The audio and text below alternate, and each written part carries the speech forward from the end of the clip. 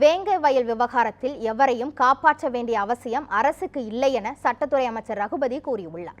இதுகுறித்து அவர் புதுக்கோட்டையில் செய்தியாளர்களுக்கு அளித்த பேட்டியை சூப்பர்பைட்ஸ் பகுதிகள் தற்போது பார்க்கலாம்.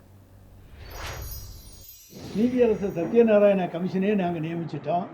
அவரும் விசாரிச்சுட்டு போயிருக்காரு. நீங்கள்லாம் இங்கே தான் இருக்கீங்க. என்ன டிஎன்ஏ டெஸ்ட்டு கண்டு வச்சு பார்த்துட்டோம். எல்லா டெஸ்ட்டும் வச்சு பார்த்துக்கிட்டு தான் இருக்கோம். அரசாங்கம் முறைப்படி அங்கே பணியாற்றி கொடுத்தாங்க. யாரையும் காப்பாற்ற வேண்டிய அவசியம் எங்களுக்கு கிடையாது. கால நிர்ணயங்கிறது கிடையாது.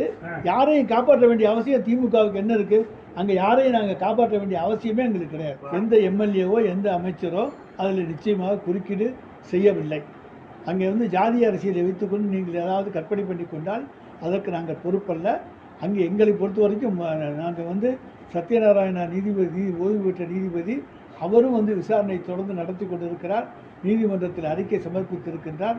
எல்லா நடவடிக்கைகளும் நடந்து கொண்டு தான் இருக்கின்றன. டிஎன்ஏ டெஸ்ட் எடுத்திருக்கோம். 2 வருஷமா நம்ம அது மேட்ச் ஆகலை சார். நீங்களும் தான் பார்க்குறீங்க.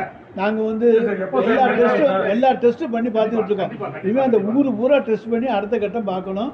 அதையும் வேண்டுமென்றாலும் செய்வோம்.